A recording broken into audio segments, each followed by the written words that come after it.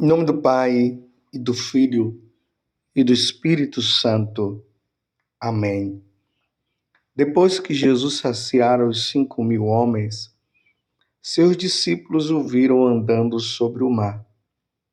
No dia seguinte, a multidão que tinha ficado do outro lado do mar constatou que havia só uma barca e que Jesus não tinha subido para ela com os discípulos, mas que eles tinham partido sozinhos. Entretanto, tinham chegado outras barcas de Tiberíades, perto do lugar onde tinham comido o pão, depois de o Senhor ter dado graças. Quando a multidão viu que Jesus não estava ali, nem os seus discípulos, subiram às barcas e foram à procura de Jesus em Cafarnaum.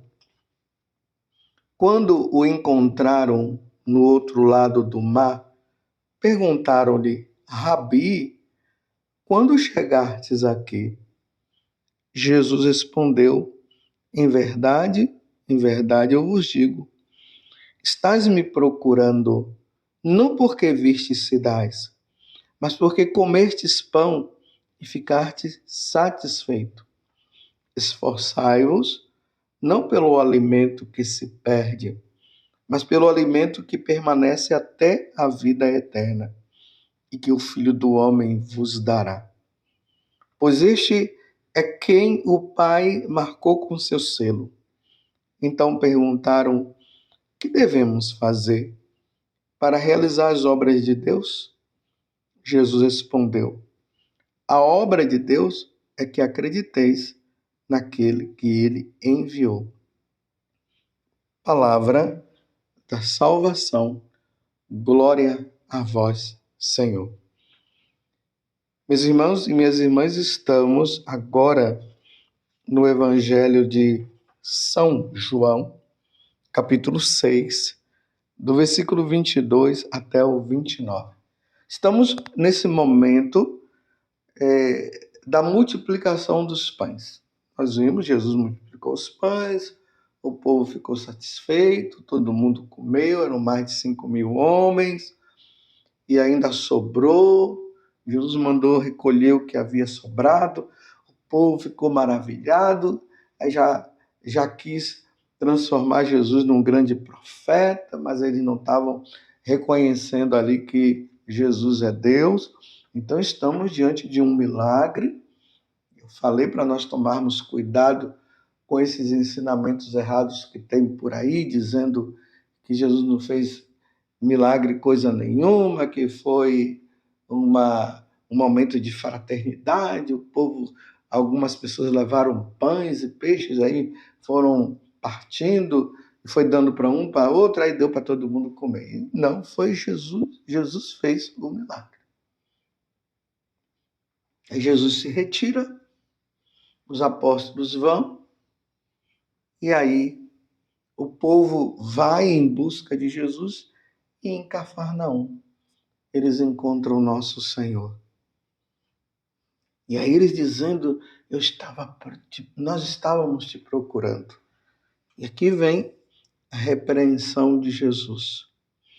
Em verdade eu vos digo, estás me procurando não porque vistes sinais, mas porque comestes pão e ficastes satisfeitos.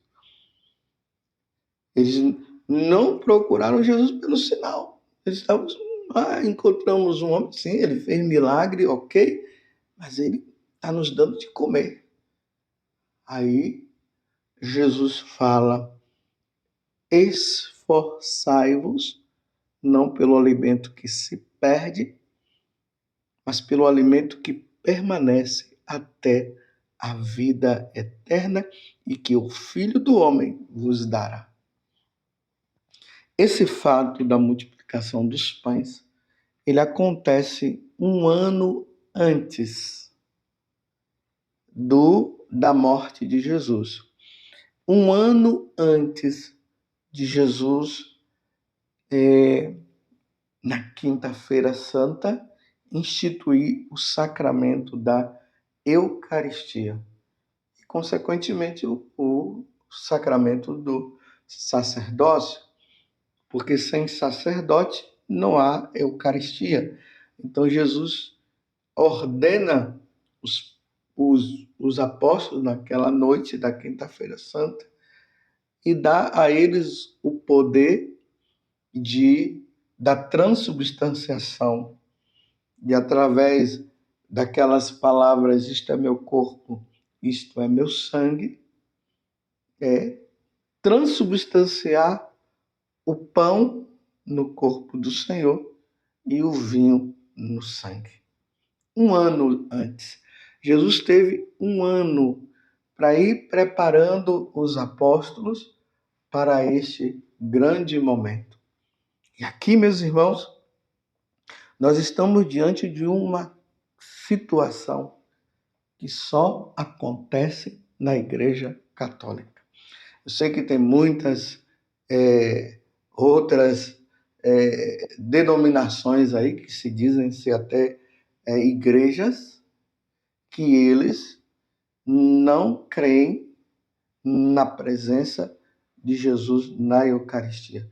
Só nós, católicos, tomamos posse dessa verdade que Jesus trouxe para nós. Então, agora, essa questão da transubstanciação, do sacramento da ordem, ou seja, do sacerdócio e da Eucaristia, Jesus concede aos apóstolos, que vem de sucessão até vai se sucedendo até os dias de hoje. Deus, na pessoa de Jesus ali, concedeu esse poder aos apóstolos, e aí nós temos hoje os bispos, os sacerdotes, que no sacrifício da Santa Missa acontece esse momento sublime aonde Jesus se dá em alimento por nós, que foi o que aconteceu na Quinta-feira Santa. Jesus se deu em alimento e ele continua se dando em alimento. Alimento para a nossa alma. Nós temos o alimento do corpo, que é os alimentos normais que nós temos por aí, a fruta, o suco que se toma, a carne que se come, o peixe, temos tudo isso, o alimento normal do dia a dia. Esse alimento, ele sustenta o nosso corpo, mas o alimento da alma é a Eucaristia. É o pão descido do céu que nós vamos ver ainda no decorrer da semana, quando esse evangelho vai ser lido as outras partes. Nós estamos aqui bem no início desse evangelho. E aqui Jesus está dizendo que esforçai-vos, não pelo alimento que se perde. Qual é o alimento que se perde? É essa fruta aí que nós comemos, são essas coisas que eu acabei de dizer. Ele está dizendo, esforçai-vos não pelo alimento que se perde, mas pelo alimento que permanece até a vida eterna. Jesus está falando de um alimento que permanece até a vida eterna e que o Filho do Homem vos dará. Lembre-se do que eu acabei de dizer. Na Quinta-feira Santa, Jesus se dá a nós em alimento. Na sexta-feira, ele dá a vida, ele morre por nós. Então, na quinta-feira, ele nos dá o alimento de vida eterna, que é o seu corpo e o seu preciosíssimo sangue, instituído ali para os sacerdotes, naquele momento, naquela noite. Ele se dá em alimento para mim e para você. E é este alimento que Jesus está dizendo que nós precisamos nos esforçar. Esforçai-vos, não pelo alimento que se perde, mas pelo alimento que permanece até a vida eterna e que o Filho do Homem vos dará. Pois este é quem o Pai marcou com o seu selo. Depois Jesus vai continuar explicando mais ainda, mas o que nós precisamos guardar para o dia de hoje é: você, católico, você tem se esforçado para se alimentar do corpo e do sangue precioso de nosso Senhor Jesus Cristo? Você tem dado mais valor ao alimento que perece ou você tem dado mais valor ao alimento que nos dá a vida eterna? Então, se esforçar para se alimentar deste alimento que permanece até a vida eterna é se esforçar para participar do sacrifício da Santa Missa, porque é na Santa Missa que esse alimento é nos dado. É na Santa Missa. Você tem se esforçado para ir à missa? O domingo tem sido realmente o dia do Senhor para você? Você tem organizado a sua agenda no domingo de forma que você participe da Santa Missa? Ou você é um mero preguiçoso? Ou você é aquele que tem dado valor às coisas que passam e não tem lutado por aquilo que permanece, por aquele que permanece? Se alimentar de Deus, é Deus que dá, que nos alimenta, que alimenta a nossa alma. Isto é meu corpo, isto é o meu sangue. Você tem se esforçado? É claro, meus irmãos, para receber o corpo do Senhor, se alimentar do corpo do Senhor e do seu sangue, beber do seu sangue, é preciso que nós estejamos em estado de graça. Não se pode comungar em estado de pecado mortal. Tem muitos católicos que estão caindo em pecado mortal e está comungando depois. A recomendação é: não caia em pecado mortal. Mas se você caiu em pecado mortal, então não comungue. Não comungue. Vai buscar o sacerdote e vai se confessar. Não brinquemos com isso. Então, os pecados mortais estão relacionados aos 10 mandamentos. Estejamos em estado de graça. Se cairmos em um dos pecados dos 10 mandamentos, não se pode receber a Eucaristia. Desculpe, tem algumas autoridades eclesiásticas, autoridades da igreja, que estão dizendo que não tem problema, que pode comungar sim, porque Jesus veio para os pecadores. Sim, Jesus veio para os pecadores e o pecador se arrepende do pecado, confessa o pecado e vai comungar. Tem gente caindo no pecado aí da pornografia e às vezes vai e tem autoridades religiosas que estão dizendo que não tem problema, que ali não é pecado não, que ele pode comungar. Não pode. Pecado contra o 6º mandamento, pecado contra o 9º, e aí eu acrescento pecado contra o 1º, contra o 2º, contra o 3º, contra o 4º, o 5º, o 6º, o 7º, o 8º, o 9º e o 10º. Se cai, não pode comungar, mesmo que alguma autoridade eclesiástica venha dizer para você: não, você pode comungar. Não pode comungar. Para receber Jesus, precisa estar em estado de graça. E nada dessa de ficar dizendo: antes eu pedi perdão a Deus. O perdão é concedido no sacramento da confissão. Nós não somos protestantes que não acreditam no sacramento do matrimônio, não acreditam no sacramento da penitência, e por isso ficam dizendo que estão pedindo perdão aí no quarto, ou sabe lá onde, e está perdoado. Não, nós temos que ir.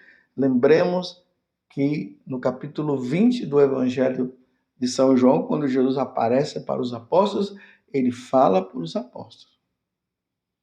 Ele sopra sobre eles e diz: aqueles a quem perdoardes os pecados, serão perdoados, e aqueles a quem retiverdes, serão retidos.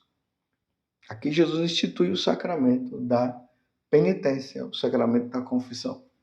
Porque se uma pessoa que cai em pecado mortal, ela pode comungar, então não precisa ter o sacramento mais da confissão, porque é só chegar no seu quarto, sabe lá onde, e dizer: perdão, Senhor, está perdoado, e a pessoa vai e comunga.